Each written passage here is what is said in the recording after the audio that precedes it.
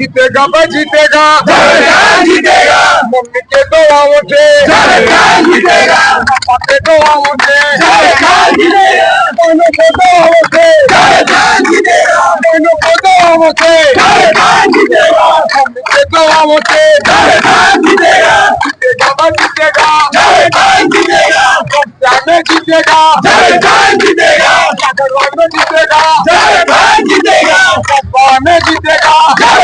जीतेगा আর মাত্র কয়েকদিন বাকি তারপরে দ্বিতীয় দফার ভোট দেখা যাচ্ছে জোর কদমে ভোটের প্রচার চলছে। কসবা বিধানসভা কেন্দ্রের ৬৬ নম্বর ওয়ার্ড সাবগাছি অটো স্ট্যান্ডের পাশে তৃণমূল কংগ্রেসের প্রার্থী জাভেদ আহমেদ খানের সমর্থনে একটি জনসভার আয়োজন করা হয়েছিল। এখানে প্রচুর মানুষের উপস্থিতি দেখা যায়।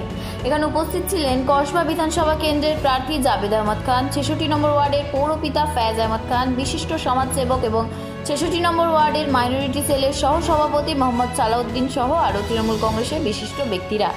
এখানে জাভেদ আহমেদ খান জানালেন, প্রথম দফার ভোটে আমরা অনেক এগিয়ে আছি এবং দ্বিতীয় দফাতেও মানুষের উপর আমাদের ভরসা আছে, ওনারা আমাদের দুহাত তুলে আশীর্বাদ করবেন। ফয়েজ আহমেদ খান জানালেন, বিজেপি দিনের বেলা স্বপ্ন দেখছেন, সেই স্বপ্ন আগামী ৪ তারিখে ভেঙে যাবে। এছাড়াও আরও কি বার্তা দিলেন শোনাব আপনাদের। इस कम वक्त में भी एक चीज का फैसला हो गया। कल जो इलेक्शन हुआ है उसमें हम लोग 100 से ऊपर सीट ला रहे हैं, एक हो गया। और आइंदा जो इलेक्शन होगा इंशाल्लाह इसमें भी हम लोग सबसे ज्यादा सीट लाएंगे। हुकूमत हमारी बनेगी और पैगाम जाएगा बीजेपी को कि जितना क्या मैं मोदी को ले आओ या अमित शाह को ले आओ, बंगाल के लोग आज ममता छोड़कर कुछ नहीं पहचानते। और आपको हम लोग क्या नाम है विदाई करेंगे यहाँ से, तो आपके साथ वही मिस्ट्री सब दे के विदाई करेंगे ताकि आप वापस आ जाए। सिर्फ फैज का नहीं, बहुतों का नाम डाला, सुशांत घोष का नाम डाला, फैज अहमद खान का नाम डाला, परेश पाल का नाम डाला, उदयन गोवा का नाम डाला है, तो हजारों लोगों का नाम डाला है। ये जो है कमजोरी का निशान है। ये लोग लड़ नहीं सक रहे हैं तो ये लोग अब नीचे ओछा हथकंडा इस्तेमाल कर रहे हैं, पुलिस से अरेस्ट करवा के। अभी हम लोग बहुत से जो क्या नाम है तृणमूल कांग्रेस के ये है क्या नाम पोलिंग एजेंट है, उनके नाम में पुलिस नोटिस किया है 107 का। अरे भाई कोई क्रिमिनल केस नहीं, कभी कोई गलत काम नहीं किया, कभी कुछ नहीं हुआ, तो फिर उसके बाद आ जाइए सामने। अमित शाह ने कहा उसके बाद क्यों आप क्या नाम है 107 का नोटिस कीजिएगा। फिर हम लोग पुलिस से इलेक्शन कमीशन से जरूर इलेक्शन हो जाने के बाद हम तो कम से कम केस करेंगे, वजह बताओ काहे तुम আগেই তো আমরা বলেছি ইউএন হচ্ছে এদের কারচুপির জায়গা। আজকে ব্যালেটে হোক একটা सीटों पावे ना बीजेपी सारा भारतवर्ष। 4 तारीख को बंगाल के लोग जवाब दे देंगे किनके मुख्यमंत्री बन रहे हैं। और ये भी याद रखिएगा, अमित शाह को कह दीजिएगा कि हम लोग क्या नाम है 14 तल्ला पर फिर हवाई जत्ती और क्या नाम है सापना साड़ी का ही क्या नाम है विराजमान रहेगा और हम लोग उनको रुखसत बहुत अच्छा तरीके से करेंगे। बीजेपी बनाने की कोशिश कर रही है, लेकिन पब्लिक ने कल जो जवाब दिया है 93-96% वोट डालकर, इससे प्रमाण होता है कि आज अब मालदा मुर्शिदाबाद में मुसलमानों का नाम काटने के बाद भी 93-96% वोट हुआ है, तो आज अब किस जगह में खड़े। हालमुरी का दुकान गायब हो गया। मोदी जी दिल्ली तो नहीं ले गए। हम लोगों को यही लगता है मोदी जी जो है अगर सबसे बड़ा एक्टर कोई दुनिया में है तो मोदी उसका नाम है नरेंद्र दामोदर भाई मोदी। কি বলছে বুঝলেন তো, যারা নটঙ্কি করে বিজেপি দালালি করে তারা এইসব কথা বলে, তাদের উত্তর দেওয়া আমাদের উচিত। নর্থ বেঙ্গলের মানুষ বুঝিয়ে দিয়েছে যে বাংলাতে কি হতে চলেছে। সেখানে প্রায় 90% ভোট পড়েছে, 92% ভোট পড়েছে। এবার দক্ষিণ বাংলার মানুষের ভোট আসছে 29 তারিখে। দক্ষিণ বাংলার মানুষের কাছে, বিশেষ করে কসবার মানুষের কাছে আমরা আবেদন করছি, অনুরোধ করছি যে তারা নিজের ভোটটা সঠিক জায়গায় দেবেন। যারা কাজ করেছে, যারা বাংলার উন্নয়ন করেছে, যারা বাংলার মানুষের জন্য ভাবনা চিন্তা করে, তাদেরকে ভোট দিয়ে জয়যুক্ত করবে। সে দু একটা ঘটনা হয়েছিল, সেখানে আবার মানুষ প্রতিবাদ করেছে, প্রতিবাদের ফলে সেই ইভিএম মেশিনটাকে চেঞ্জ করা হয়েছে। এখন পর্যন্ত সেই রকম কোনো মানে এইরকম আরো বেশি করে ঘটনা জানা যায়নি। যেখানে হয়েছে হতে পারে সেখানে पार्टी आवर रिपोलिंग दावी कर बिल्कुल जन का मैदान प्रधानमंत्री ने बना दिया है।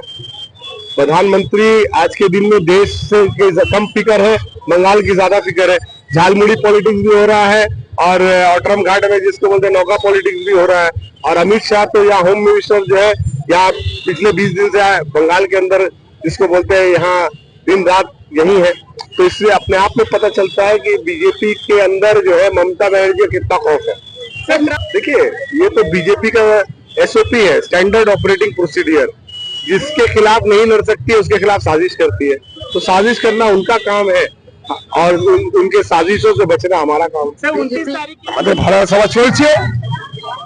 আমাদের মাননীয় প্রার্থী জাভেদ আহমদ খান, আমাদের কসবা শান, আমাদের মায়ের মাটি প্রার্থী জাভেদ আহমদ খান, এবারে চিন্তা আছে কি জিতবেন? উনি জিতে বসে আছেন। আপনার মাধ্যমে আপনি যেমন ছিলেন, রেকর্ডিং করছিলেন, আপনি এদিকে ডান দিকে বাঁয়ের দিকে কত মানে মহিলা মা বোনরা বসেছিল, 7টা থেকে 10টা পর্যন্ত বসে আছে। জাভেদ আহমদ খানের কথাগুলো শুনছে, এক একটা কথা জাভেদ আহমদ খান যা কথা রেখেছেন, যা বলেছেন। জাভেদ খান একটা ভালো মানুষ, যেটা আমরা আমাদের কসবা মানুষ পেয়েছে। এরকম লিডার আমি মনে করি পশ্চিমবঙ্গের মধ্যে নেই। এরকম আমাদের লিডার, যিনি আমাদের 30 বছর দিয়ে আমাদের এদের কসবা মানুষকে সেবা করে আসছেন। উনি যখন এখানে দুর্গা লাল হতো সিপিএম সরকারের মধ্যে 1955 সালে আমার মনে আছে, তখন নির্দল থেকে ঘড়ি মার্কা দাঁড়িয়েছিলেন। তখন থেকে আজকে 2026 এরা চৌথাবার উনি আবার বিধায়ক হতে চলেছেন, আবার বিধায়ক হবেন, আবার আমাদের মন্ত্রী হবেন। আমার দিদিকে বলবো, দিদি আমাদের জাভেদ আহমদ খান বিপুল ভোটে জয়যুক্ত হয়েছেন, আবার ওনাকে মন্ত্রী করুন। আমাদের দিদি চৌথিবারে আমাদের 4 ফুটে সাদা শাড়ি, সাদা হাওয়াই ছটি, আবার নমন্যে গুজবে দিদি দিদি দিদি, এই কথাগুলো বলছি। আবার দিদি আসবে, এই আপনার মাধ্যমে বলবো।